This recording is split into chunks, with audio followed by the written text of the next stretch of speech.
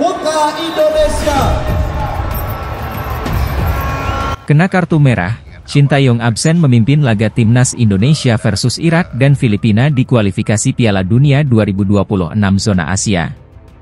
Shin Tae-yong tak kuasa menahan emosinya saat memimpin timnas Indonesia U23 kontra Guinea U23 di playoff Olimpiade Paris 2024 yang berlangsung di Clairefontaine, Prancis, Kamis 9 Mei 2024 malam waktu Indonesia Barat.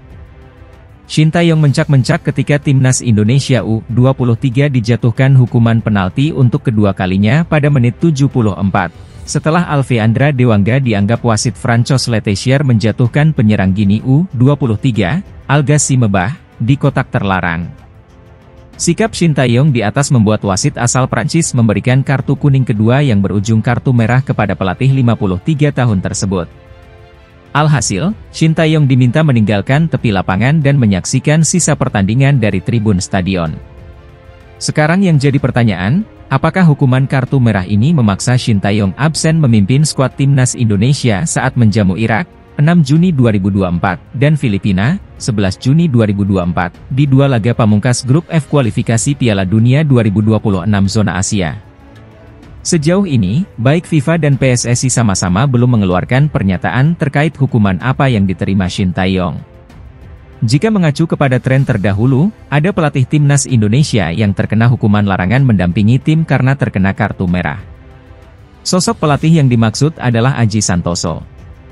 Mantan pelatih Persebaya Surabaya ini terkena kartu merah ketika memimpin laga timnas Indonesia versus Bahrain di laga pamungkas grup E kualifikasi Piala Dunia 2014 zona Asia. Setelah kartu merah di atas, Aji Santoso dikenai denda 6.000 franc atau sekira 106,2 juta rupiah dan larangan mendampingi timnas Indonesia dalam 4 pertandingan. Namun, hukuman yang diterima Aji Santoso ini tak sekadar efek kartu merah. Setelah memeriksa wasit yang memimpin pertandingan, FIFA menilai Aji Santoso menuduh perangkat pertandingan telah menerima sogokan dari sang lawan, sehingga banyak merugikan timnas Indonesia yang tumbang 0-10 di pertandingan tersebut. Sekarang yang jadi pertanyaan, apakah Shin Tae-yong menyampaikan kata-kata kasar kepada wasit Francois Letessier ketika mendapatkan kartu kuning kedua? Harapannya, Shin Tae-yong terbebas dari hukuman.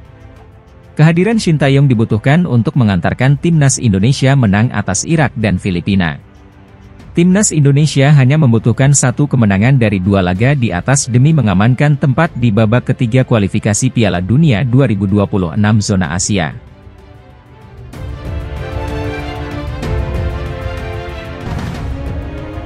Pelatih Guinea U23, Kaba Diawara, mengakui mengalami kesulitan mengalahkan timnas U23 Indonesia di laga playoff kualifikasi Olimpiade 2024. Guinea memang berhasil mengalahkan timnas U23 Indonesia dengan skor tipis 1-0 dalam laga yang berlangsung di Clairefontaine-en-Yvelines, Ile-de-France, Prancis, Kamis, 9 Mei 2024. Sebenarnya Guinea bisa dikatakan menang atas Indonesia bukan karena penampilan yang mengesankan.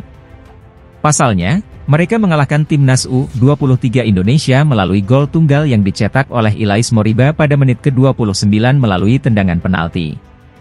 Tendangan penalti ini didapatkan setelah Witan Sulaiman divonis melanggar Al-Ghazi Mebah di kotak penalti sehingga wasit menunjuk titik putih.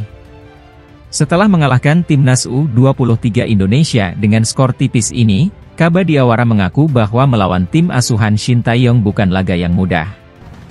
Mantan pemain Arsenal itu mengaku bahwa sebenarnya dia sudah memprediksi pertandingan ini tak akan berjalan dengan mudah. Akan tetapi, dia cukup terkejut karena pertandingan berlangsung cukup sulit. Kesan saya adalah pertandingan ini sulit, ujar Kaba Diawara. Kami tahu laga ini akan sulit tetapi kami tidak mempermudah permainan juga karena punya banyak kesempatan baik itu dari Al-Ghazi Mebah atau dengan celah yang lain, jelasnya. Lebih lanjut, mantan pemain Paris Saint-Germain, PSG, ini juga mengaku bahwa skuadnya tampil kurang efektif sehingga sulit membobol gawang tim Merah Putih.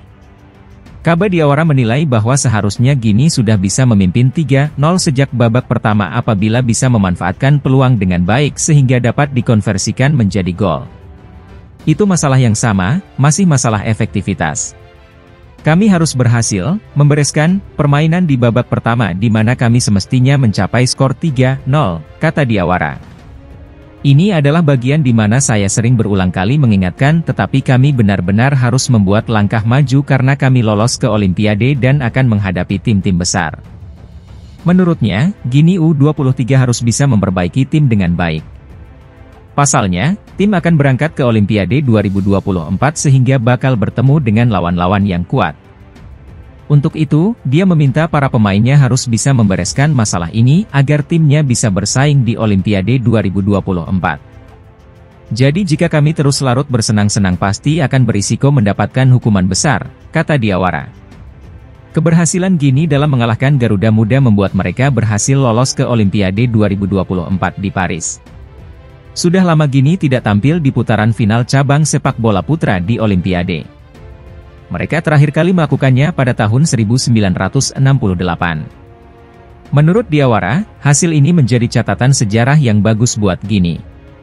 Untuk itu Diawara ingin memberikan yang terbaik bersama tim di Olimpiade 2024 nantinya. Kami menulis ulang sedikit sejarah dengan para pemain muda ini, mereka pantas mendapatkannya, tutur sang juru taktik. Jadi sekarang akan menjadi 2 kali Gini lolos ke Olimpiade, tegasnya. Kami akan mencoba untuk melangkah sejauh mungkin. Dengan generasi ini, seperti yang saya katakan bahwa kami di sini untuk menulis sejarah dan saya pikir kami sedang melakukannya, pungkas Diawara.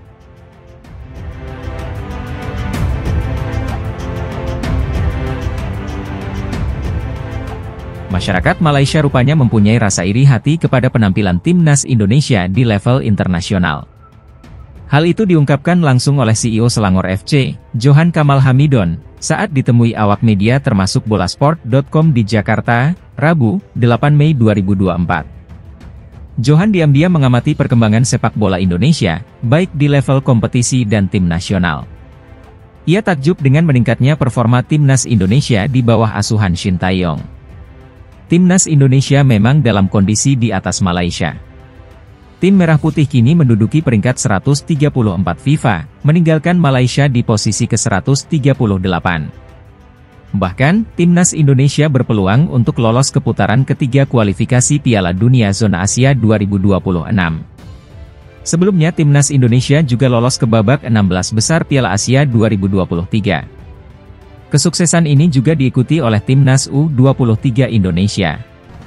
Masih di bawah asuhan Shin Tae-yong, Timnas U23 Indonesia sukses duduk di posisi keempat dalam Piala Asia U23 2024. Bahkan, Timnas U23 Indonesia berpeluang untuk tampil di Olimpiade 2024 Paris.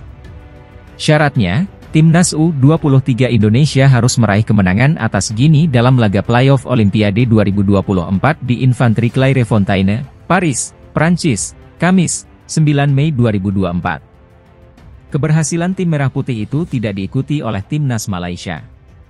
Timnas Malaysia hancur lebur di Piala Asia 2023 dan Piala Asia U23 2024. Kami banyak